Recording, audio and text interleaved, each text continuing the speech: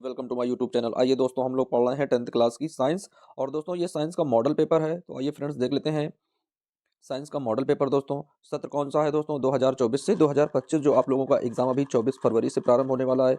सभी बच्चों को बहुत सारी ढेर सारी शुभकामनाएं एग्जाम की। अब आइए दोस्तों प्रारंभ करते हैं साइंस का मॉडल पेपर। तो दोस्तों देख लेते हैं समय क्या होता है। समय 3 घंटा 15 मिनट का समय मिलता है दोस्तों। पूर्णांक होता है 70 नंबर का। दोस्तों प्रारंभ के 15 मिनट परीक्षार्थियों को प्रश्न पत्र पढ़ने के लिए निर्धारित दिए जाते हैं। उसके बाद दोस्तों 20 क्वेश्चन होते हैं ओएमआर शीट में भरने के लिए। तो आइए फ्रेंड्स हम लोग ओएमआर शीट में जो क्वेश्चन फिल किए जाते हैं उन क्वेश्चंस को देख लेते हैं। किस तरह के क्वेश्चन आते हैं दोस्तों, किस तरह से यूपी बोर्ड एग्जाम में आप लोगों का पेपर आता है दोस्तों साइंस का। तो आइए देख लेते हैं बच्चों। तो दोस्तों ये दिया जाता है आप लोगों को खंड आ में बहुविकल्पी प्रश्न होते हैं दोस्तों। और खंड आ में ये उपखंड फर्स्ट होता है। तो आइए देख लेते हैं फ्रेंड्स क्या कह रहा है।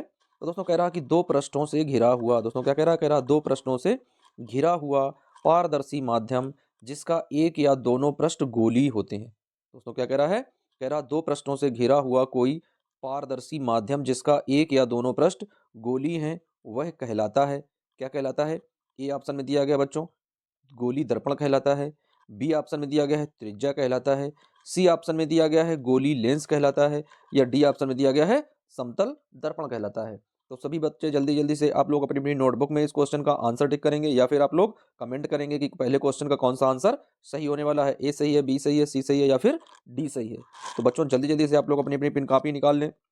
उसके बाद में सभी क्वेश्चंस के आंसर लिखते चलेंगे साथ में। तो दोस्तों क्या है, दो प्रश्नों से घिरा हुआ कोई पारदर्शी माध्यम है, एक या दोनों पृष्ठ जिसकी गोली हो वह कहलाता है। क्या कहलाता है दोस्तों? कैसा है ये? हमें यहाँ पर शब्द देखना है कि ये शब्द है दोस्तों पारदर्शी।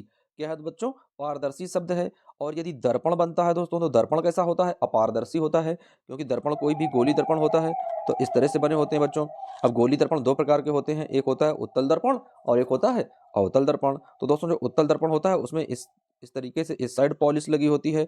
और दोस्तों जो अवतल दर्पण होता है उसको इस तरीके से होती है, उसके बाहरी पृष्ठ में ऐसे ऐसे पॉलिश लगी होती है। तो दोस्तों इस तरह से जो दो दर्पण होते हैं वो क्या कहलाते हैं? उत्तल और अवतल। तो दोस्तों दर्पण किससे बनते हैं? अपारदर्शी माध्यम से। तो दोस्तों यहाँ पर बात किसकी हो रही है? पारदर्शी माध्यम की। तो फ्रेंड्स पारदर्शी माध्यम से क्या बनेंगे? लेंस बनेंगे। तो क्वेश्चन नंबर पहले का जो राइट आंसर हो जाएगा बच्चों को हो जाएगा सी नंबर, यानी C option is right answer, गोली लेंस बनेंगे। अब आइए बच्चों बढ़ते हैं नेक्स्ट क्वेश्चन की ओर। तो क्वेश्चन नंबर दूसरा देख लेते हैं, बहुत ही इंपॉर्टेंट क्वेश्चन है बच्चों। फ्रेंड्स क्वेश्चन दिया गया है, कह रहा कि दंत विशेषज्ञ, दोस्तों क्या है? दंत विशेषज्ञ मरीजों के दांतों का बड़ा प्रतिबिंब देखने के लिए किस दर्पण का उपयोग करते हैं? दोस्तों जो दंत विशेषज्ञ होते हैं, जो दांत के डॉक्टर होते हैं, डेंटिस्ट होते हैं, वो जब हम लोग जैसे जाते हैं डॉक्टर के पास अपना किसी प्रकार के भी दांत में कोई समस्या है, तो दोस्तों उसे जब वो लोग देखते हैं तो एक छोटा सा लेंस यानी शीशे टाइप का प्रयोग करते हैं मुंह के दोस्तों बाहर लगा कर देखते हैं। तो दोस्तों उसमें क्या होता है कि जो प्रतिबिंब होते हैं वो बड़े दिखाई पड़ते हैं। कैसे दिखाई पड़ते हैं? बड़े दिखाई पड़ते हैं। तो वह किस प्रकार का दर्पण होता है? क्या वह अवतल दर्पण होता है, या वो समतल दर्पण होता है, क्या वह उत्तल दर्पण होता है, या फिर वो सभी प्रकार के दर्पण होते हैं? तो जल्दी से बच्चों सभी लोग कमेंट करके बताएंगे इस क्वेश्चन का राइट आंसर क्या होने वाला है कि दंत विशेषज्ञ मरीजों के दांतों का बड़ा प्रतिबिंब देखने के लिए किस दर्पण का प्रयोग करते हैं। सभी बच्चे जल्दी से क्वेश्चन का आंसर क्लियर करेंगे, कौन सा आंसर सही है। 15 सेकंड का समय है सभी बच्चों के पास। अब आइए देख लेते हैं इस क्वेश्चन का राइट आंसर क्या बनेगा। दोस्तों दंत विशेषज्ञ जो होते हैं मरीजों के दांतों का जो बड़ा प्रतिबिंब देखते हैं दोस्तों उसमें प्रयोग किया जाता है अवतल दर्पण। क्या प्रयोग किया जाता है फ्रेंड्स? अवतल दर्पण। तो क्वेश्चन नंबर दूसरे का राइट ऑप्शन हो जाएगा फ्रेंड्स ए नंबर, यानी A option is right answer. अब आइए बढ़ते हैं नेक्स्ट क्वेश्चन की ओर। तो फ्रेंड्स अगला क्वेश्चन दिया गया है, बहुत ही इजी और आसान सा क्वेश्चन है। कह रहा किसी उत्तल लेंस के सामने, दोस्तों क्या है? किसी उत्तल लेंस की बात हो रही है। किसी उत्तल लेंस के सामने 2f और अनंत के बीच कोई बिंब रखा है। दोस्तों कहां पर बिंब रखा गया है? 2f और अनंत के बीच कोई बिंब रखा है। तो इसका प्रतिबिंब कहां पर बनेगा? तो दोस्तों इस क्वेश्चन का आंसर हमें देखना है कि इसका भाई प्रतिबिंब जो है वो कैसा बनेगा और कहां पर बनेगा। तो इसका प्रतिबिंब बनेगा कैसा होगा? क्या इसका प्रतिबिंब वास्तविक उल्टा और छोटा होगा, या वास्तविक उल्टा और बड़ा होगा, या आभासी उल्टा और बड़ा होगा, या आभासी सीधा और बड़ा होगा? तो सभी बच्चे जल्दी से क्वेश्चन का आंसर क्लिक करेंगे। क्वेश्चन नंबर तीसरे का राइट आंसर क्या हो जाएगा, कैसा बनेगा आंसर? तो दोस्तों देख लेते हैं, उत्तल लेंस की बात हो रही है। तो फ्रेंड्स उत्तल लेंस किस तरह का बना होता है? तो दोस्तों इस तरह का एक उत्तल लेंस होता है। यहाँ पर इसका ऑप्टिकल बिंदु होता है, और ऐसे दोस्तों यहाँ पर इस तरीके से एक रेखा खींची होती है। दोस्तों ये वाला जो बिंदु होता है इसे हम लोग F1 मानते हैं। ये वाला जो होता है दोस्तों इसे F2 मानते हैं। 2F1 इधर दोस्तों F2 होता है और इधर 2F2 बनता है। अब दोस्तों यहाँ पर इस जगह पर कोई रखा है दोस्तों, तो यहाँ पर किस तरीके से बनता है प्रतिबिंब। तो फ्रेंड्स प्रतिबिंब कैसा होगा, एक किरण तो ऐसे सीधे जाएगी दोस्तों इस तरीके से, और ये फोकस से होकर गुजरेगी, और दूसरी किरण दोस्तों ऐसे जाएगी सीधे इस तरीके से, तो ये फोकस तल पर आकर मिलेंगी दोस्तों। कहाँ पर मिलेंगी, या दोनों इस तरीके से आएंगी ऐसे, और दोस्तों इस तरीके से फोकस से होकर गुजरेंगी। तो दोस्तों कैसा बन जाएगा इनका प्रतिबिंब, वास्तव में ये चीजें होंगी तो दोस्तों कैसा हो जाएगा, जल्दी से आप लोग कमेंट करें। बहुत ही इजी क्वेश्चन है। ए ऑप्शन दिया गया, वास्तविक छोटा और बड़ा होगा, वास्तविक उल्टा और बड़ा होगा, आभासी उल्टा और बड़ा होगा, आभासी सीधा और बड़ा होगा। तो दोस्तों इस क्वेश्चन का आंसर आप लोग कमेंट करके बताएंगे कि क्वेश्चन का राइट आंसर क्या बनेगा। सभी कंडीशन आप लोगों को कराई गई थी दोस्तों, उत्तल लेंस की और अवतल लेंस की भी। तो इस क्वेश्चन का आंसर आप लोग कमेंट करके बताएंगे, नहीं तो सबसे अंत में इस क्वेश्चन का राइट आंसर आप लोगों को बताया जाएगा। अब आइए देख लेते हैं क्वेश्चन नंबर नेक्स्ट। तो फ्रेंड्स क्वेश्चन नंबर अगला दिया गया है, कह रहा है कि मानव नेत्र अभिनेत्र लेंस की फोकस दूरी को, दोस्तों क्या है, मानव नेत्र जो होता है वह अभिनेत्र लेंस की फोकस दूरी को समायोजित करके विभिन्न दूरियों पर रखी वस्तुओं को फोकसित कर सकता है। दोस्तों क्या है, विभिन्न दूरी पर रखी वस्तुओं को फोकसित कर सकता है। ऐसा हो पाने का कारण क्या है, दोस्तों क्या है, ऐसा हो पाने का कारण क्या है, क्या वह जरा दूरदृष्टिता है, या वह समंजन क्षमता होती है, या निकट दृष्टि दोष होता है, या फिर दीर्घ दृष्टि दोष यानी कि दूरदृष्टि दोष होता है।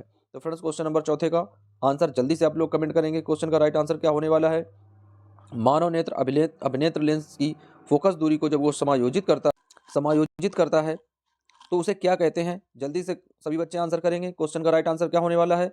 अब आइए फ्रेंड्स देख लेते हैं इस क्वेश्चन का राइट आंसर क्या बनेगा। तो भाई मानव नेत्र जो है अभिनेत्र लेंस को फोकस दूरी में जब वो समायोजित करता है तो विभिन्न दूरियों पर रखी वस्तुओं को फोकसित करने के लिए उसकी क्या होती है, समंजन क्षमता होती है। दोस्तों क्या होती है, समंजन क्षमता। तो क्वेश्चन नंबर चौथे का बी ऑप्शन राइट हो जाएगा, यानी B option is right answer. अब आइए फ्रेंड्स देख लेते हैं क्वेश्चन नंबर पांचवा।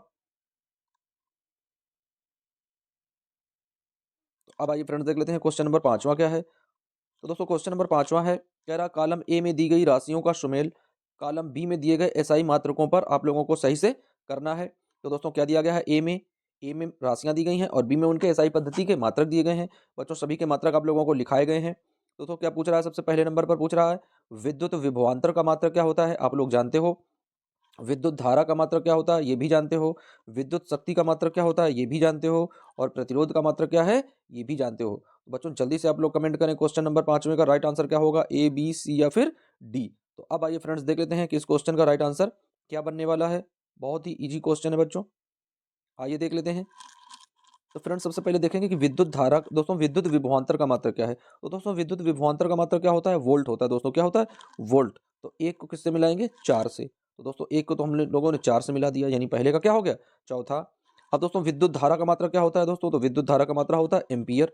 तो विद्युत धारा को मिला देंगे एम्पियर से। तो दोस्तों विद्युत धारा को तो एम्पियर से मिला दिया। फिर दोस्तों दिया गया है विद्युत शक्ति, तो शक्ति का मात्रक होता है वाट से। तो किसमें मिला देंगे, वाट में मिला देंगे।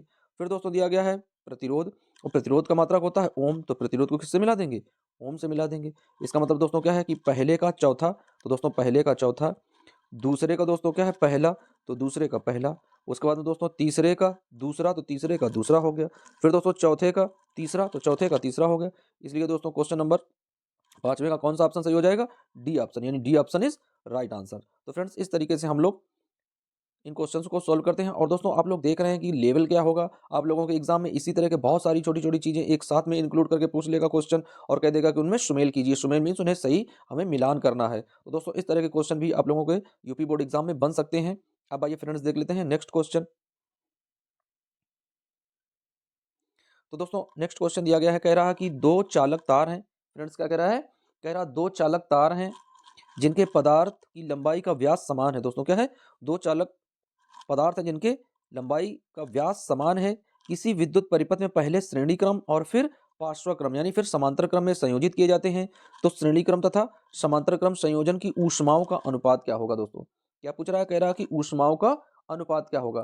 तो दोस्तों श्रेणी क्रम का क्या होता है जब हम लगाते हैं, और समांतर क्रम का क्या होता है। तो दोस्तों श्रेणी क्रम में तो हम लोग डायरेक्ट जोड़ देते हैं, R1 R2 ऐसे जोड़ देते हैं। और जब इसी को हम लोग समांतर क्रम में लगाते हैं तो 1/R1 और प्लस 1/R2 इस वाले फार्मूले से हम लोग इन्हें ऐड करते हैं। तो दोस्तों कोई भी यदि प्रतिरोध दिए गए हैं तो उन प्रतिरोधों को कह रहा है कि तार जिनके पदार्थ की लंबाई तथा व्यास समान है, यानी जिनकी लंबाई और व्यास उनके समान हो जाएंगे, तब उन्हें कैसे जोड़ना है? श्रेणी क्रम में जोड़ना है और समांतर क्रम में जोड़ना है। तो दोस्तों जब कभी श्रेणी क्रम और समांतर क्रम की कंडीशन आए तो कंडीशन क्या होती है? जैसे एक इसे मान लेते हैं, दूसरे को दो मान लेते हैं, तो दोस्तों दूरे दोनों का क्या हो जाता है? वर्ग हो जाता है। क्या हो जाता है फ्रेंड्स? वर्ग हो जाता है। तो एक कवर करेंगे तो एक ही आ जाएगा। उसके बाद दोस्तों जब दो कवर करेंगे तो चार आ जाएगा। तो इस वजह से देख लेते हैं कहाँ पर 1:4 दिया गया है। तो दोस्तों दिया गया है सी नंबर में।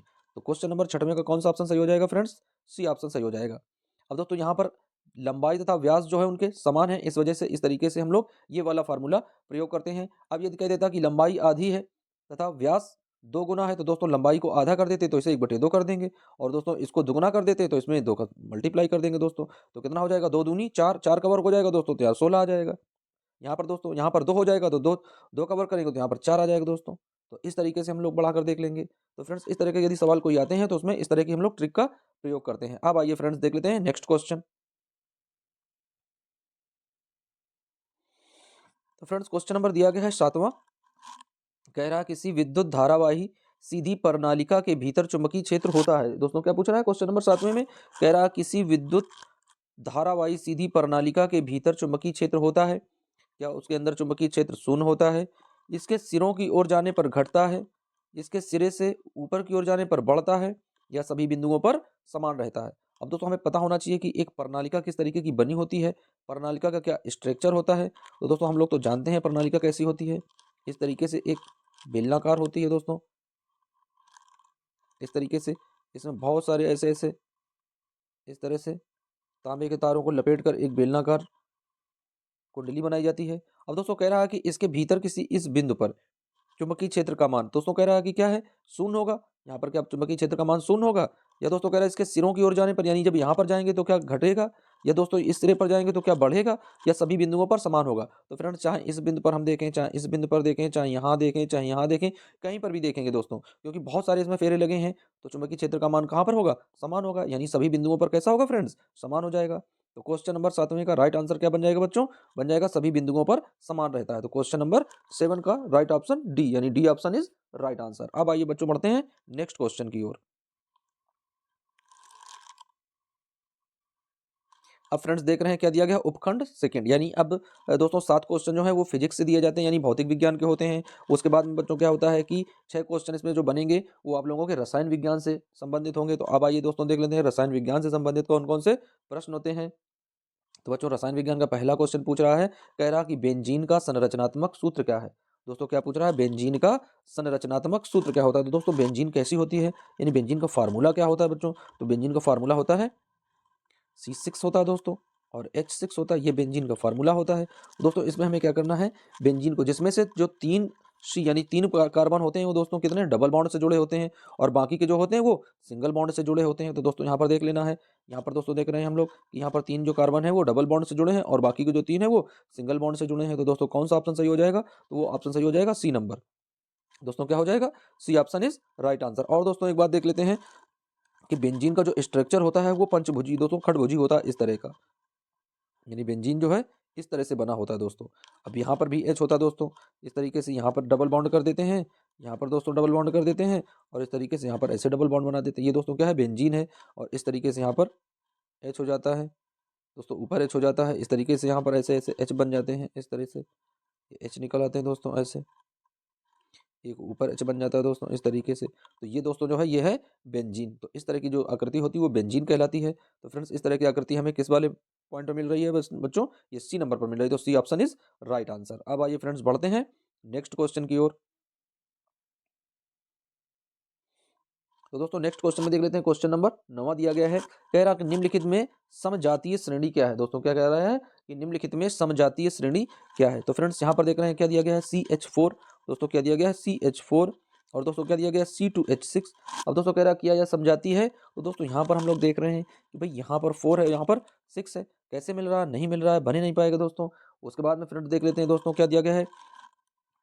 दोस्तों उसके बाद में दिया गया है CH3। दोस्तों क्या दिया गया है? CH3। और उसके बाद दोस्तों क्या है? OH। और उसी के नीचे दोस्तों क्या है? दूसरा, यानी CH3 C डबल OH। यानी दोस्तों यहाँ पर भी CH3 मिल रहा है, यहाँ पर भी OH मिल रहा है, यहाँ पर भी CH3 है, यहाँ पर भी OH है। तो दोस्तों इसमें से दोनों चीज़ें हमें मिल रही हैं आसानी से। जब दोनों चीज़ें मिल रही हैं तो आइए बाकी के बचे हुए भी ऑप्शन देख लेते हैं। ये हो सकता है आगे भी कोई ऑप्शन मिल रहा हो। तो दोस्तों नेक्स्ट में क्या है, यानी C2 दिया गया है और H6 दिया गया है। उसके बाद दोस्तों क्या दिया गया है, CH3 दिया गया है और OH दिया गया है। दोस्तों यहाँ पर C2 है, यहाँ पर CH3 है, ये भी नहीं मिल रहा है, ये भी नहीं समझाती है। दोस्तों उसके बाद में नेक्स्ट देख लेते हैं, दिया गया है CH3OH। उसके बाद दोस्तों दिया गया है C2H5OH। तो दोस्तों OH तो OH मिल रहा है, लेकिन यहाँ पर C2 है, यहाँ पर CH3 है।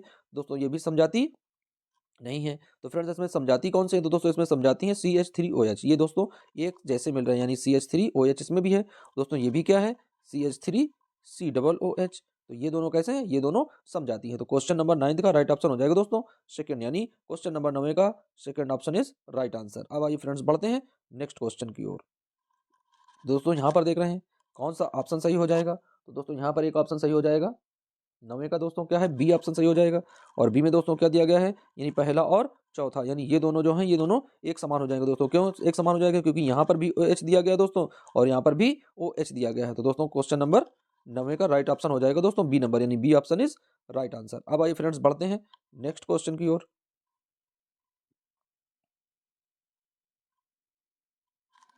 दोस्तों नेक्स्ट क्वेश्चन दिया गया है, कह रहा है कि पृथ्वी की भूपटल में प्राकृतिक रूप से पाए जाने वाले तत्वों या यौगिकों को कहते हैं। दोस्तों जब पृथ्वी की भूपटल में प्राकृतिक रूप से पाए जाने वाले जो तत्व होते हैं उन्हें हम लोग क्या कहते हैं, क्या उन्हें अयस्क कहा जाता है, या गैंग कहा जाता है, या खनिज कहा जाता है, या फिर धातु कहा जाता है। फ्रेंड्स पृथ्वी की जो भूपटल पर प्राकृतिक रूप से तत्व पाए जाते हैं उन्हें हम लोग बोलते हैं खनिज। क्या बोलते हैं बच्चों, उनको हम लोग खनिज कहते हैं। तो क्वेश्चन नंबर 10वें का राइट ऑप्शन हो जाएगा बच्चों सी नंबर, यानी C option is right answer. अब आइए फ्रेंड्स देख लेते हैं क्वेश्चन नंबर 11वां। तो फ्रेंड्स क्वेश्चन नंबर 11वां क्या कह रहा है, कह रहा है कि दांतों का क्षय कब प्रारंभ होता है। दोस्तों दांतों का क्षय जो है, दांतों का यानी कम होना, दांतों का कमजोर होना कब प्रारंभ होता है, जब मुंह का पीएच मान 5.5 से अधिक हो जाता है, या मुंह का पीएच मान 5.5 से कम हो जाता है, या मुंह का पीएच मान 7 होने पर, या इनमें से कोई नहीं। तो बच्चों जल्दी से आप लोग अपना अपना आंसर जो है कमेंट करें। क्वेश्चन नंबर 11वें का राइट ऑप्शन क्या होने वाला है, क्या ए ऑप्शन सही होगा, या बी सही होगा, या सी सही होगा, या फिर डी सही होगा। तो अब आइए फ्रेंड्स देख लेते हैं कि दांतों का जो क्षय है वह कब प्रारंभ हो जाता है। तो दोस्तों दांतों का क्षय जो है वह जब उसका पीएच मान 5.5 से अधिक हो जाता है। बच्चों कितना हो जाता है, जब पीएच मान दोस्तों जो है 5.5 से पीएच मान अधिक हो जाता है, तब दांतों का दोस्तों कमजोर होना प्रारंभ हो जाता है। दांत जो है धीरे धीरे कमजोर होने लगते हैं। तो क्वेश्चन नंबर 11वें का राइट ऑप्शन हो जाएगा A number, A option is right answer. अब आइए फ्रेंड्स देख लेते हैं क्वेश्चन नंबर 12वां। तो दोस्तों 12वां क्वेश्चन देख लेते हैं क्या कह रहा है। तो फ्रेंड्स 12वां क्वेश्चन कह रहा है, बहुत ही इजी क्वेश्चन है फ्रेंड्स। कह रहा है कि जिंक सल्फ्यूरिक अम्ल के साथ अभिक्रिया करके जिंक सल्फेट तथा हाइड्रोजन गैस बनाता है।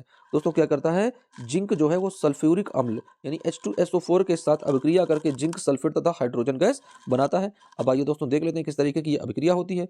तो जिंक क्या है, यानी Zn। और दोस्तों किसके साथ में अभिक्रिया कर रहा है, सल्फ्यूरिक अम्ल दोस्तों। तो आइए देख लेते हैं, Zn प्लस H2SO4 ये दोस्तों इसके साथ में क्रिया करता है। तो क्या कह रहा है, क्या बनाता है, जिंक सल्फेट बनाता है, यानी Zn। अब दोस्तों Zn यहाँ पर हो जाएगा तो SO4 ये इसे प्रतिस्थापित कर देगा तो इसके साथ में आ जाएगा SO4, और प्लस इसमें दोस्तों क्या बचेगा, इसमें बचेगा H2। तो ये हाइड्रोजन गैस है, ये इसे ऊपर निकल जाएगी दोस्तों। तो क्या बन गया, जिंक सल्फ्यूरिक अम्ल के साथ क्रिया करके जिंक सल्फेट बनाता है और साथ में हाइड्रोजन गैस भी निकलती है। उसके बाद दोस्तों दूसरा क्वेश्चन क्या है। तो फ्रेंड्स उसके बाद दूसरा क्वेश्चन कह रहा है कि जिंक ऑक्सीजन के साथ अभिक्रिया करके, दोस्तों क्या है, जिंक ऑक्सीजन के साथ अभिक्रिया करके जिंक ऑक्साइड बनाता है। दोस्तों जिंक ऑक्सीजन के साथ अभिक्रिया करता है, यानी Zn प्लस O2 ऑक्सीजन के साथ अभिक्रिया करता है और दोस्तों क्या बनाता है, जिंक ऑक्साइड बनाता है, यानी ZnO ये बनाता है। अब दोस्तों यहाँ पर एक चीज़ तो है, जिंक ऑक्साइड तो बन गया, लेकिन फ्रेंड्स यहाँ पर ये अभिक्रिया संतुलित नहीं है, क्योंकि यहाँ पर ऑक्सीजन 2 है, यहाँ पर ऑक्सीजन 1 है, यहाँ पर Zn 1 है, यहाँ पर दोस्तों 1 है। Zn तो बराबर है लेकिन O बराबर नहीं। तो दोस्तों O बराबर करने के लिए हम लोग क्या करेंगे, यहाँ पर 2 से मल्टीप्लाई कर देंगे। जब दोस्तों 2 से मल्टीप्लाई करेंगे देंगे तो यहाँ पर ऑक्सीजन 2 है, यहाँ पर ऑक्सीजन 2 है, लेकिन दोस्तों यहाँ पर जिंक जो है वो 2 हो गए, लेकिन जिंक यहाँ पर 1 है। तो दोस्तों इस साइड भी हम 2 लगा देंगे। तो इस तरीके से अभिक्रिया संतुलित भी हो जाएगी और जो जिसमें दिया गया है वो भी हम लोग, यानी जिंक ऑक्सीजन के साथ अभिक्रिया करके क्या करता है, जिंक ऑक्साइड बनाता है। अब आइए फ्रेंड्स इसके क्वेश्चन देख लेते हैं कि इसके क्वेश्चन किस तरह के हैं। तो दोस्तों क्वेश्चन कह रहा है कि दोनों अभिकथन, यानी पहला व दूसरा जो ये एक अभिकथन है, तो दोनों अभिकथन कह रहा है कि पहला तथा तर्क सेकंड सही है तथा तर्क सेकंड सही है तथा तर्क सेकंड अभिकथन का सही स्पष्टीकरण है। तो दोस्तों ये बिल्कुल सही भी नहीं है, क्योंकि इसमें कहीं पर कोई ये चीजें मिल ही नहीं रही हैं। अब दोस्तों देख लेते हैं क्या है। अभिकथन पहला तथा तर्क दो दोनों सही हैं, परंतु तर्क अभिकथन का स्पष्टीकरण नहीं है। दोस्तों ये बात बिल्कुल सही है कि दोनों कथन अपनी जगह सही है, लेकिन उसका ये स्पष्टीकरण नहीं है, यानी उस चीज को ये स्पष्टीकरण नहीं करता है। तो क्वेश्चन नंबर 12वें का जो राइट ऑप्शन बनेगा बच्चों को हो जाएगा बी नंबर, यानी B option is right answer. क्योंकि दोनों दोस्तों अब यदि स्पष्टीकरण सही होता तो दोनों अभिक्रियाओं में एक जैसे ही चीजें होती, एक जैसी ही अभिक्रियाएं होती, लेकिन दोस्तों हमने आप लोगों को दो अभिक्रियाएं अलग अलग करके दिखाई हैं। दोनों अभिक्रियाओं में डिफरेंशिएशन है दोस्तों, दोनों दोनों अभिक्रियाएं अलग हैं, एक दूसरे से बहुत ज्यादा भिन्न है। तो इस वजह से दोस्तों क्या हो जाएगा कि अभिकथन तर्क तो सही है, लेकिन उनका स्पष्टीकरण नहीं करते हैं। तो अब आइए दोस्तों बढ़ते हैं नेक्स्ट क्वेश्चन की ओर। फ्रेंड्स दिया गया है नेक्स्ट क्वेश्चन, कह रहा है कि निम्नलिखित रासायनिक समीकरणों को पूरा करना है। दोस्तों क्या करना है भैया, हमें निम्नलिखित रासायनिक समीकरण को पूरा करना है। तो अब आइए दोस्तों देख लेते हैं कि निम्नलिखित रासायनिक समीकरण को हम लोग किस तरीके से पूरा करेंगे। दोस्तों यहाँ पर दिया गया है NaOH, क्या दिया गया दोस्तों, यहाँ पर NaOH दिया गया है, और दोस्तों लास्ट में क्या दिया गया है H2O। तो अब आइए देख लेते हैं, इनको एक एक करके सभी में भरते हैं। दोस्तों पहले क्या दिया गया है NaOH, अब प्लस, अब दोस्तों यहाँ पर दूसरा वाला भर कर देख लेते हैं क्या आ जाएगा CH3OH। तो दोस्तों जब हम लोग बनाएंगे तो यहाँ पर CH3 आ गया, CH3 आ गया, लेकिन दोस्तों यहाँ पर COO आ रहा है, लेकिन इसमें तो कहीं COO है नहीं, तो ये पहला वाला तो ऑप्शन भरे नहीं जाएगा, ये तो बिल्कुल एकदम से सिरे से खारिज हो जाएगा। अब आइए दोस्तों दूसरा भर के देखते हैं, तो क्या आ जाएगा दोस्तों, आ जाएगा NaOH प्लस, अब दोस्तों दूसरा भर देते हैं, क्या आ जाएगा CH3COOH। ये दोस्तों हमने भर दिया। अब देख लेते हैं क्रॉस दैट में क्या आया है, यानी यहाँ पर ये क्रॉस करने पर क्या आया है। तो दोस्तों यहाँ पर दूसरे से उठाया गया है, यानी CH3COO। दोस्तों यही लिख दिया गया CH3COO पूरा। दोस्तों इससे Na उठा लिया गया, तो यहाँ पर हमने Na जोड़ दिया, तो क्या आ गया CH3COO Na। दोस्तों इससे हमने इतना उठा लिया यहाँ तक, ये CH3COO, तो दोस्तों लिख दिया गया CH3COO। Na इससे मिला लिया तो Na आ गया। अब दोस्तों यहाँ पर देख रहे हैं एक ऑक्सीजन है और एक हाइड्रोजन है, और दोस्तों यहाँ पर एक हाइड्रोजन बचा है, तो एक हाइड्रोजन और एक हाइड्रोजन तो दो हाइड्रोजन हो गए, दोस्तों H2, और एक ऑक्सीजन बचा तो एक ऑक्सीजन आ गया। इसका मतलब है दोस्तों यदि हम लोग बी ऑप्शन को यहाँ पर फिल कर दें तो यह अभिक्रिया हमारी पूरी तरीके से संतुष्ट हो जाएगी, पूरी तरीके से संतुलित हो जाएगी। तो फ्रेंड्स क्वेश्चन नंबर 13 का जो राइट ऑप्शन होगा वो होगा दोस्तों बी नंबर, यानी B option is right answer. अब आइए फ्रेंड्स बढ़ते हैं नेक्स्ट क्वेश्चन की ओर। अब दोस्तों इस वाले भाग में जो है आप लोग बहुविकल्पी दोस्तों क्वेश्चन देखेंगे, जो बहुविकल्पी क्वेश्चन होते हैं फ्रेंड्स। तो देख लेते हैं बच्चों, इसमें बहुविकल्पी क्वेश्चन होंगे जीव विज्ञान के संबंधित। तो फ्रेंड्स देख लेते हैं क्वेश्चन क्या दिया गया है। दोस्तों दिया गया है अंतः श्वसन के दौरान वायु प्रवाह का सही मार्ग कौन सा है। दोस्तों क्या है, अंतः श्वसन के दौरान वायु प्रवाह का सही मार्ग का है। दोस्तों जब हम लोग श्वसन करते हैं, श्वास लेते हैं, तो वायु सबसे पहले कैसे जाती है। तो दोस्तों वायु सबसे पहले कहाँ पहुंचती है, नासाद्वार में, उसके बाद में फिर कहाँ जाती है, कंठ में, उसके बाद कहाँ जाती है, ग्रसनी में, फिर कहाँ जाती है, श्वास नली में, और उसके द्वारा कहाँ पहुंचती है, फेफड़ों में। वहीं दोस्तों दूसरा ऑप्शन देख लेते हैं, नासाद्वार से, नासा मार्ग से नासाद्वार, फिर श्वास नली, फिर ग्रसनी, फिर कंठ कूपिकाएं, उसके बाद दोस्तों कंठ में पहुंचती है डायरेक्ट, फिर नासाद्वार में जाती है, फिर ग्रसनी में, फिर फेफड़े में, नासाद्वार, ग्रसनी, कंठ, श्वास नली और कूपिकाएं। तो जल्दी से बच्चों सभी लोग क्वेश्चन का आंसर करेंगे। क्वेश्चन नंबर 14 का राइट ऑप्शन क्या है, ए सही है, बी सही है, सी सही है, या फिर डी सही है। सभी बच्चे जल्दी जल्दी से क्वेश्चन का आंसर देने का प्रयास करेंगे, कौन सा ऑप्शन सही होगा। तो फ्रेंड्स देख लेते हैं, हम लोग जब नाक से सांस लेते हैं बच्चों, तो सबसे पहले क्या होता है कि वायु कहाँ प्रवेश करती है भाई, नाक में जो दो तो द्वार होते हैं, उन्हीं दोनों द्वारों से वायु जो है, ऑक्सीजन जो है वो अंदर जाती है, और दोस्तों वो फिर कहाँ पहुंचती है, कंठ में पहुंचती है, यानी कि गले में। फिर दोस्तों जो गले से अंदर एक ग्रसनी होती है वहां पहुंचती है। फिर दोस्तों सांस नली होती है, जिसे श्वास नलिका बोलते हैं, और वह नलिका कहाँ पर उसे पहुंचाती है, फेफड़ों में पहुंचाती है, जो दोस्तों फेफड़े क्या करते हैं, शुद्ध ऑक्सीजन को सोख लेते हैं। तो दोस्तों क्वेश्चन नंबर 14वें का राइट ऑप्शन हो जाएगा ए नंबर, यानी A option is right answer. अब आइए बच्चों बढ़ते हैं क्वेश्चन नंबर 15वें की ओर।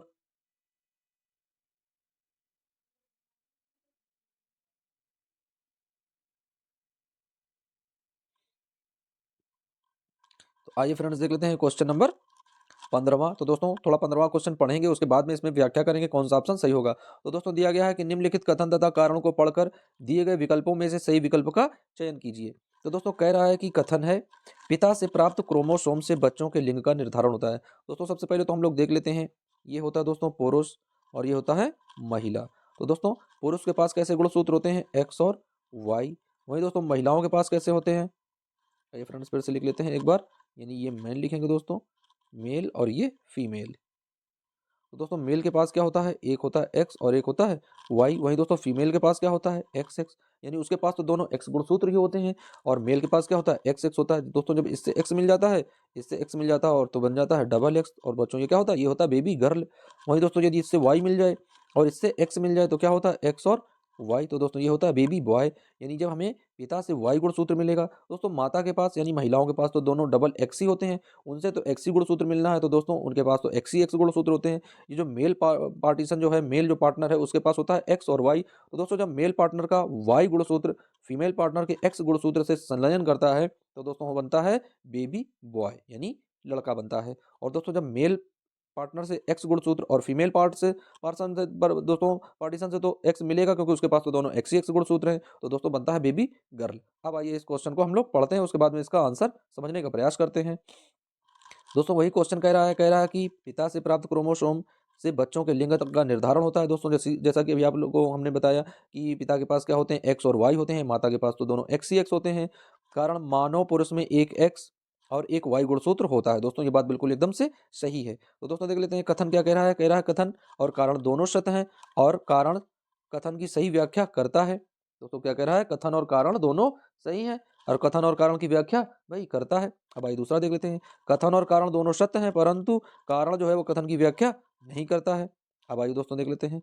कथन सत्य है परंतु कारण असत्य है। कथन असत्य है परंतु कारण सत्य है। तो दोस्तों इसमें हम लोग समझते हैं कि इसमें सत्य क्या है। दोस्तों कथन क्या है? तो दोस्तों कथन है कि पिता से प्राप्त क्रोमोसोम से बच्चे के लिंग का निर्धारण होता है। यदि होता है तो सत्य है।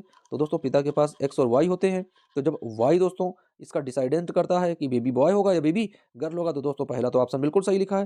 दोस्तों कारण क्या है? कारण उसने दे दिया कि मानव पुरुष में एक एक्स तथा एक वाई गुणसूत्र होते हैं, तो ये भी बात सही है। तो इसका मतलब दोस्तों कथन और कारण दोनों सत्य हैं, कारण कथन की सही व्याख्या करता है। तो दोस्तों क्वेश्चन नंबर 15 का जो राइट ऑप्शन हो जाएगा वो हो जाएगा ए नंबर, यानी A option is right answer. और फ्रेंड्स आप लोगों के एग्जाम में हो सकता है कि एक या दो क्वेश्चन इस तरह से पूछे जाएं जिसमें से कथन और कारण होंगे और 4 ऑप्शन लिखे होंगे दोस्तों। तो दोनों कथन और कारण को बहुत अच्छे से समझना है, उसके बाद में से इन क्वेश्चंस के आंसर को हमें क्लिक करना है कौन सा ऑप्शन सही होगा। इस तरह का क्वेश्चन आप लोगों को इस बार यूपी बोर्ड एग्जाम में देखने को मिल सकते हैं। अब आइए फ्रेंड्स देख लेते हैं नेक्स्ट क्वेश्चन। दोस्तों इस चित्र में देखकर आप लोगों को बताना है, कह रहा कि विद्युत आवेग, क्या कह रहा बच्चों? कह रहा विद्युत आवेग के प्रवाह की सही दिशा कौन सी है। दोस्तों इसमें क्या कह रहा है? विद्युत आवेग के प्रवाह की सही दिशा कौन सी? इस क्वेश्चन का राइट आंसर आप लोगों को बताना है कि इस क्वेश्चन का राइट आंसर क्या होने वाला है। तो फ्रेंड्स जब हम लोग ये तंत्रिकाक्ष बने होते हैं दोस्तों, तंत्रिका तंत्र होते हैं, तो जब हम लोगों को दोस्तों जैसे कि ये तंत्रिकाएं होती हैं, ये दोस्तों यहाँ पर उद्दीपन होता है।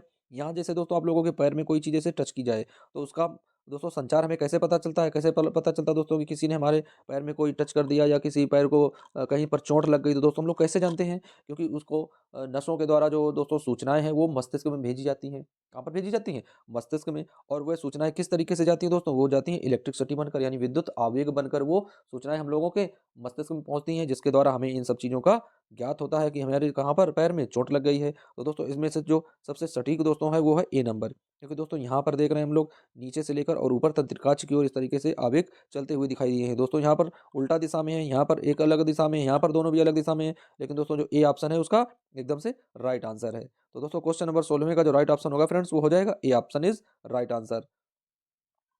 अब आइए दोस्तों देख लेते हैं क्वेश्चन नंबर नेक्स्ट।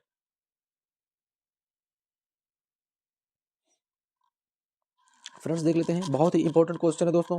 कह रहा है कि 17वां क्वेश्चन फ्रेंड्स कह रहा है कि थायरॉक्सिन के बारे में कौन सा कथन सत्य नहीं है। दोस्तों क्या कह रहा है कि थायरॉक्सिन के बारे में कौन सा कथन सत्य नहीं है। तो दोस्तों थायरॉक्सिन के संश्लेषण के लिए लौह आवश्यक है। लौह मीन्स लोहा, यानी एफी फेरिक, या थायरॉक्सिन के संश्लेषण के लिए फेरिक आवश्यक है। आगे बढ़ते हैं। यह शरीर में कार्बोहाइड्रेटों, प्रोटीनों और वसाओं के उपापचय का नियमन करता है। तीसरा ऑप्शन है थायरॉक्सिन के संश्लेषण के लिए थायराइड ग्रंथि को आयोडीन की आवश्यकता होती है। या दोस्तों चौथा है थायरॉक्सिन को थायराइड हार्मोन भी कहते हैं। तो फ्रेंड्स क्वेश्चन नंबर 17 का राइट ऑप्शन क्या होने वाला है? कह रहा दोस्तों कि थायरॉक्सिन के बारे में कौन सा कथन सही नहीं है। दोस्तों हमें क्वेश्चन को सही से पढ़ना है, इसमें पूछ रहा है कि सही नहीं है, दोस्तों सही वाला नहीं, दोस्तों कह रहा है कि सही नहीं यानी गलत हमें इसमें ढूंढना है। तो फ्रेंड्स थायरॉक्सिन को थायराइड हार्मोन भी कहते हैं, ये भी बात सही है।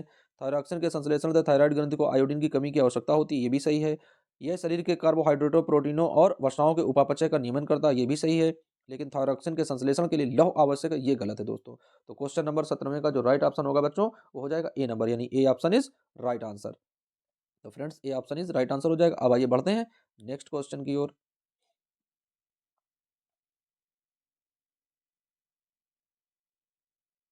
दोस्तों क्वेश्चन क्या कह रहा है, आइए देख लेते हैं। कह रहा कि निम्नलिखित चित्र में भाग ए, बी व सी एक क्रम में दिए गए हैं, हमें इस क्रम को लगाना है। तो आइए बच्चों देख लेते हैं कि क्रम में किस तरीके से भाग दिए होते हैं और किस तरीके से हम इन्हें क्रम से संयोजित करेंगे। तो फ्रेंड्स पहला ऑप्शन दिया गया है कि सबसे पहले क्या बनेगा दोस्तों, सबसे पहले बनेगा बीज पत्र। क्या बनेगा बच्चों, बीज पत्र, फिर प्रांकुर और फिर मूलांकुर। उसके बाद में दोस्तों क्या बनेगा, आइए देख लेते हैं। फिर बनेगा बच्चों प्रांकुर, मूलांकुर और बीजपत्र। फिर दोस्तों प्रांकुर, बीजपत्र और मूलांकुर। फिर दोस्तों क्या है, मूलांकुर, बीजपत्र और प्रांकुर, यानी इस तरीके से बनेंगे। तो दोस्तों जल्दी से आप लोग कमेंट करें कि इस क्वेश्चन का राइट आंसर क्या होगा, सबसे पहले कौन सी चीजें बनती हैं। तो अब आइए दोस्तों देख लेते हैं कि भाई कौन सी चीजें बनेगी। तो दोस्तों बीजपत्र में क्या होता है, हमें इस चीज को समझना है।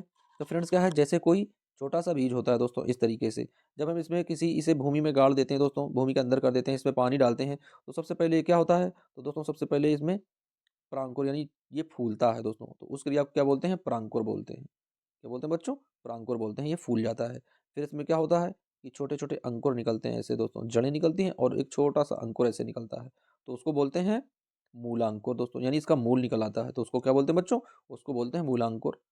फिर दोस्तों जैसे ये छोटा सा ऐसे बड़ा हो जाता है, तो कुछ समय बाद आप लोग देखते हैं कि इसमें इस तरीके की पत्तियां निकल आती हैं, ऐसे ऐसे इस तरीके से पत्ती बन जाती है और एक ये बड़े पौधे का रूप ले लेता है। तो दोस्तों उसके बाद में क्या होता है, यानी जब पत्तियां बनती है तो उसको बोलते हैं बीज पत्र। तो इसका मतलब क्या दोस्तों, प्रांकुर, मूलांकुर और बीज पत्र। तो ये ऑप्शन सही होगा, यानी क्वेश्चन नंबर 18 का जो राइट ऑप्शन है बच्चों, वो है बी नंबर, यानी B option is right answer. तो फ्रेंड्स क्वेश्चन नंबर 18 का राइट ऑप्शन है बी, यानी B option is right answer.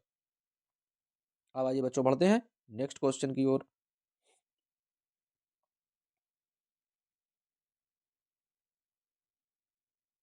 Friends दिया गया है, बहुत ही इंपॉर्टेंट क्वेश्चन है बच्चों, सभी लोग अच्छे से पढ़ेंगे, उसके बाद में समझकर इस सवाल को हल करेंगे, जवाब देंगे। दोस्तों कह रहा है कि जनन की अलैंगिक विधि से, दोस्तों क्या है, जनन की अलैंगिक विधि से उत्पन्न संतति में परस्पर अधिक समानता होती है। दोस्तों क्या है, जनन की अलैंगिक विधि। अब दोस्तों आप लोग जानते हैं जनन क्या होता है। तो दोस्तों जनन क्या होता है कि सभी जीवधारी अपने वंश को आगे बढ़ाने के लिए क्या करते हैं, नए संतानों की उत्पत्ति करते हैं। दोस्तों सभी जीवधारी अपने वंश को, अपने दोस्तों कुल को बढ़ाने के लिए क्या करते हैं, नए संतानों की उत्पत्ति करते हैं। वह क्या कहलाता है, जनन कहलाता है। जनन दो प्रकार के होते हैं, एक होता है अलैंगिक जनन और दूसरा होता है लैंगिक जनन। दोस्तों अलैंगिक जनन में क्या होता है, अलैंगिक जनन में एक ही जनक की आवश्यकता होती है, जैसे कि अमीबा, पैरामीशियम, इनके बॉडी में दोस्तों दोनों पार्ट होते हैं, यानी मेल और फीमेल के दोनों तरीके के पार्ट पाए जाते हैं। तो इनमें क्या होता है, एक केंद्रक होता है और ये अपने एक केंद्रक को दो भागों में डिवाइड कर देते हैं और वही दोनों संतानें बन जाती हैं। तो दोनों कैसे बनते हैं फ्रेंड्स, जैसे एक अमीबा है, वह अपने आप को दो भागों में बांट देगा, तो दोस्तों कैसा बनेगा, दो अमीबा बन जाएंगे। तो इनके द्वारा जो उत्पन्न संतानें होती हैं वो हूबहू अपने जनक के समान होती हैं, यानी जैसा उनका जनक होता है, जैसे उनके पेरेंट्स होते हैं, उसी तरीके के बच्चे होते हैं। यानी जैसे दोस्तों इस तरह का कोई एक अमीबा बना दिया जाए ऐसे। अब दोस्तों ये क्या करेंगे, यहाँ पर एक केंद्रक होता है, अब धीरे धीरे धीरे धीरे ये बीच से ऐसे कट जाएगा, यानी एक अमीबा यहाँ बन जाएगा, एक अमीबा ये बन जाएगा। तो दोनों दोस्तों कैसे होंगे, तो जब एक अमीबा अपने आप को दो भागों में बांटेगा तो भाई दोनों एकदम से अमीबा जैसे होंगे। तो ये कैसे होते हैं, यानी अलैंगिक जनन में जो संतानें उत्पन्न होती हैं वो हूबहू अपने जनक के समान होती हैं, इन्हें क्लोन भी कहते हैं बच्चों, क्या कहते हैं, क्लोन कहते हैं। अब आइए बच्चों समझ लेते हैं कि लैंगिक जनन क्या होता है। तो फ्रेंड्स लैंगिक जनन में क्या होता है, दो जनकों की आवश्यकता होती है लैंगिक जनन में, यानी एक मेल और एक फीमेल। तो दोस्तों लैंगिक जनन में कितने जनक होते हैं, दो जनक होते हैं, एक मेल होता है और एक फीमेल होता है। फ्रेंड्स मेल के पास क्या होता है, एक्स वाई गुणसूत्र, और फीमेल के पास क्या होता है बच्चों, एक्स एक्स गुणसूत्र। अब दोस्तों इनसे जब युग्मक बनते हैं, यानी मेल और फीमेल जब संलयन करते हैं बच्चों, तो क्या होता है, इनसे युग्मक बनते हैं। और दोस्तों जब मेल से हमें एक्स टाइप का गुणसूत्र मिलता है और फीमेल से भी एक्स टाइप का गुणसूत्र मिलता है, तो दोस्तों डबल एक्स बन जाता है और ये बेबी गर्ल बन जाती है दोस्तों।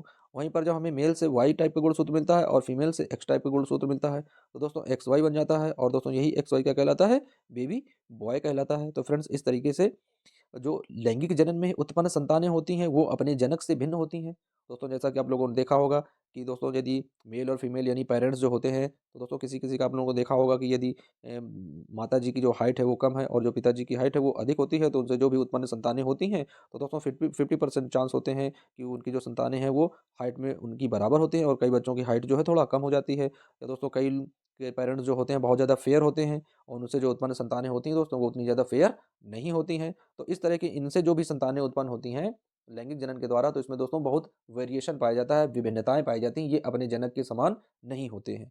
तो अब आइए फ्रेंड्स देख लेते हैं, इतनी दोस्तों हम लोगों ने जनन के बारे में पढ़ लिया। देख लेते हैं कौन-कौन से कथन दिए गए हैं। तो फ्रेंड्स पहला कथन दिया गया है कि अलैंगिक जनन में केवल एक ही जनक भाग लेता है। दोस्तों क्या है? अलैंगिक जनन में केवल एक ही जनक भाग लेता है। ये बात बिल्कुल सत्य है, अभी आप लोगों को समझाया गया है। फिर दोस्तों दूसरा कह रहा है कि अलैंगिक जनन में युग्मक शामिल नहीं होते हैं। दोस्तों अलैंगिक जनन में भैया युग्मक काहे को शामिल होंगे? क्योंकि उसमें तो कोई युग्मक बनते नहीं है, वो अपने आप अपनी बॉडी को 2 भागों में डिवाइड कर देते हैं और उनसे उत्पन्न होकर वो संतानें बन जाती हैं। फिर दोस्तों देख लेते हैं अलैंगिक जनन लैंगिक जनन से पहले होता है, ये पॉइंट दिया गया है। फिर दोस्तों देख लेते हैं कि अलैंगिक जनन लैंगिक जनन के बाद में होता है। तो फ्रेंड्स देख लेते हैं क्वेश्चन का राइट आंसर भाई क्या होगा? तो फ्रेंड्स इस क्वेश्चन का जो राइट आंसर है वो बनेगा कि अलैंगिक जनन में केवल एक ही जनक भाग लेता है, बिल्कुल सही बात है। अलैंगिक जनन में युग्मक शामिल नहीं होते हैं। बस यही दोनों दोस्तों सत्य हैं, बाद बाकी जो है वो सब असत्य हैं। तो क्वेश्चन नंबर 19वें का जो राइट आंसर बनेगा, जो बच्चों को बन जाएगा ए नंबर, यानी पहला और दूसरा ही सत्य है, बाद बाकी सारी चीज़ें जो है वो असत्य हैं इसमें। तो फ्रेंड्स क्वेश्चन नंबर 19 का राइट ऑप्शन हो जाएगा A number, A option is right answer. बढ़ते हैं फ्रेंड्स नेक्स्ट क्वेश्चन की ओर। तो फ्रेंड्स अगला क्वेश्चन दिया गया है, कह रहा है कि एक आहार श्रृंखला में तीसरे पोषी स्तर पर हमेशा कौन होता है? दोस्तों क्या कह रहा है कि एक कोई आहार श्रृंखला, फ्रेंड्स आप लोगों को पढ़ाई गई थी इस तरीके की एक आहार श्रृंखला बनी होती है ऐसे इस तरीके के। तो दोस्तों ये प्राथमिक होते हैं, ये द्वितीयक होते हैं और ये सबसे उच्च श्रेणी के होते हैं। दोस्तों प्राथमिक उपभोक्ता में क्या होता है कि इसमें हरी पेड़ पौधे और वनस्पतियां आती हैं। दोस्तों क्या आती हैं? हरे पेड़ पौधे और वनस्पतियां। दोस्तों दूसरे नंबर पर क्या आते हैं? जैसे खरगोश है, हिरण है, इस तरीके से। दोस्तों तीसरे में क्या आते हैं? यानी शेर, चीता, बाघ, इस तरह के आते हैं दोस्तों। तो ये क्या होता है? किस तरीके की श्रृंखला होती है? तो दोस्तों यहाँ पर जो पेड़ पौधे होते हैं उन्हें कौन खाता है? उन्हें दोस्तों खरगोश खाते हैं या हिरन खाते हैं। और खरगोश और हिरन को कौन खाता है? तो दोस्तों उनको शेर, चीता और बाघ खाते हैं। तो दोस्तों जो सबसे तीसरे पोषण पर यानी 1, 2, 3 यानी तीसरे पोषण पर होते हैं वो कौन होते हैं? वो यानी दोस्तों वो जो जंगली जीव जंतुओं को खाते हैं, यानी कैसे होते हैं? वो मांसाहारी प्राणी होते हैं। कैसे होते हैं फ्रेंड्स? मांसाहारी प्राणी होते हैं। तो क्वेश्चन नंबर 20वें का जो राइट ऑप्शन होगा फ्रेंड्स वो हो जाएगा ए ऑप्शन, यानी मांसाहारी प्राणी आएंगे। एक आहार श्रृंखला में तीसरे पोषी स्तर पर हमेशा कौन होते हैं? मांसाहारी प्राणी आते हैं। तो दोस्तों क्वेश्चन नंबर 20 का राइट ऑप्शन हो जाएगा ए नंबर। तो फ्रेंड्स इस तरीके से हम लोगों ने 20 ऑब्जेक्टिव क्वेश्चन को सॉल्व कर लिया है। अब आइए देख लेते हैं बच्चों बाकी के बचे हुए क्वेश्चन किस तरीके से सॉल्व करेंगे। और बच्चों सभी लोग आप इन जो भी क्वेश्चन है इन क्वेश्चंस को आप लोग स्क्रीनशॉट ले लेंगे और उसके बाद में सॉल्व करने का प्रयास करेंगे कि ये क्वेश्चन किस तरीके से आप लोगों को सॉल्व करने हैं। तो बच्चों सब लोग आप लोग साथ में स्क्रीनशॉट लेते रहिए। देख लेते हैं फ्रेंड्स क्या है, कह रहा कि दृष्टि दोष किसे कहते हैं? फ्रेंड्स क्या है? दृष्टि दोष किसे कहते हैं? ये कितने प्रकार का होता है? तो दोस्तों हमें क्या है यहाँ पर लिखा है 2+2। फ्रेंड्स यदि इस तरह के क्वेश्चन आप लोगों को एग्जाम में मिल जाए जहाँ पर लिखा हो 2+2 और इक्वल टू 4, तो इसका मतलब है दृष्टि दोष लिखना है। उसके बाद में इसके दोनों प्रकार लिखने हैं, यानी दूर दृष्टि दोष और निकट दृष्टि दोष। और दोनों कैसे करने दोस्तों? किरण आरेख के द्वारा समझाने हैं, तब 4 अंक मिलेंगे।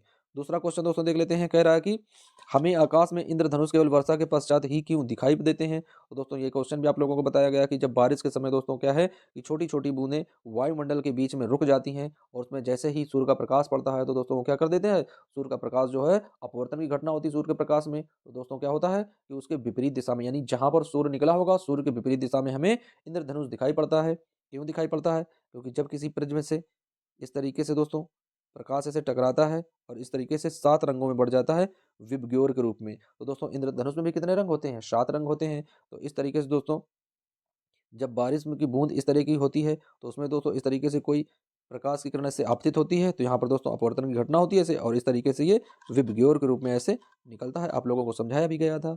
तो फ्रेंड्स इस क्वेश्चन का आंसर आप लोग आसानी से दे पाएंगे। फिर दोस्तों क्या है, कह रहा है कि उत्तल लेंस को अभिसारी लेंस क्यों कहा जाता है? अवतल दर्पण तथा उत्तल दर्पण के उपयोग लिखिए। बहुत ही इजी क्वेश्चन है और इन क्वेश्चंस को आप लोग सभी लोग सॉल्व करेंगे। तो बच्चों जल्दी से आप लोग इसका स्क्रीनशॉट लीजिए। अब आइए देख लेते हैं क्वेश्चन नंबर 4। तो दोस्तों क्वेश्चन नंबर 4 में कह रहा है कि किसी 4 ओम प्रतिरोधक से प्रति सेकंड 100 जूल ऊष्मा उत्पन्न हो रही है, तो प्रतिरोधक के सिरों पर विभवांतर ज्ञात करना है। फिर दोस्तों कह रहा है कि 20 ओम प्रतिरोध की कोई विद्युत स्त्री, दोस्तों स्त्री का मतलब ये प्रेस है, यहाँ पर स्त्री का मतलब क्या है? प्रेस है, कोई महिला के लिए नहीं कहा गया स्त्री। 5 एम्पीयर विद्युत धारा लेती है, तो 30 सेकंड में उत्पन्न ऊष्मा का मान ज्ञात करना है। वहीं दोस्तों नेक्स्ट क्वेश्चन में पूछ रहा है कि दो चुंबकीय क्षेत्र रेखाएं एक दूसरे को परिच्छेद क्यों नहीं करती, यानी चुंबकीय रेखाएं सदैव एक दूसरे को क्यों नहीं काटती हैं। चुंबकीय क्षेत्र रेखाओं के गुण लिखना है। किसी चुंबकीय क्षेत्र में स्थित विद्युत धारावाही चालक पर आरोपित बल कब अधिकतम होता है, जब वह 90 डिग्री पर होता है दोस्तों। कब होता है, जब वह लंबवत होता है। अथवा में दोस्तों दिया गया है कि फ्यूज तार संधारित्रों को दोस्तों क्या है, बचाव किस प्रकार होता है, धारावाही प्रणालिका का उपयोग क्या है, इसका परिपथ बनाकर बताना है। तो दोस्तों इस तरह के क्वेश्चन दिए जाते हैं। अब आइए फ्रेंड्स देख लेते हैं रसायन विज्ञान में कौन कौन से क्वेश्चन है। तो दोस्तों आप लोग सवाल, इन सभी जो भी क्वेश्चन आप लोग पढ़ेंगे इसमें सारे क्वेश्चन आप लोगों को सॉल्व कराए जा चुके हैं। तो दोस्तों क्या क्या दिया गया है, आइए इससे आप लोगों का रिवीजन होगा। तो दोस्तों कह रहा है कि तनु सल्फ्यूरिक अम्ल दानेदार जिंक के साथ अभिक्रिया करता है। दोस्तों तनु सल्फ्यूरिक अम्ल यानी HCl दोस्तों किसके साथ में क्या है, तनु सल्फ्यूरिक अम्ल है दोस्तों H2SO4। क्या है, H2SO4 किससे अभिक्रिया कर रहा है, जिंक के साथ। फिर दोस्तों क्या है, तनु हाइड्रोक्लोरिक अम्ल मैग्नीशियम पट्टी के साथ अभिक्रिया करता है, यानी दोस्तों मैग्नीशियम क्या है, ये देख लेते हैं किस तरीके से अभिक्रियाएं होती हैं। तो दोस्तों मैग्नीशियम Mg किसके साथ में अभिक्रिया करता है, HCl के साथ में। तो दोस्तों क्या बना देता है, यहाँ पर बना देगा MgCl यानी मैग्नीशियम क्लोराइड, और प्लस में क्या बचेगा H2। तो दोस्तों इस तरीके से ये अभिक्रिया संतुलित होती है। इस अभिक्रिया को आप लोग सॉल्व करने का प्रयास करेंगे। सारी अभिक्रिया आप लोगों को कराई जा चुकी हैं, तो जल्दी से सभी लोग स्क्रीनशॉट ले लें। इसका इसके IUPAC पद्धति में नाम लिखने हैं। वहीं दोस्तों सहसंयोजी आबंध और सहसंयोजी आबंध के 2 लक्षण भी लिखने हैं। उसके बाद दोस्तों क्या लिखना है, कठोर जल तथा साबुन लिखना है। उसके बाद दोस्तों टिप्पणी आती है लिखने के लिए, क्या दिया गया है, विकृत गंधिका पर लिखना है, रिडॉक्स अभिक्रिया पर लिखना है, स्टरीकरण अभिक्रिया पर लिखना है। जितनी चीजें आप लोगों को पढ़ाई गई हैं सारी चीजें आप लोगों को इस पेपर में उपलब्ध मिलेंगी। अब आइए फ्रेंड्स देख लेते हैं रसायन विज्ञान, दोस्तों जीव विज्ञान का पोर्शन की जीव विज्ञान में कितनी कितनी चीजें आती हैं, कौन कौन से क्वेश्चन बनते हैं।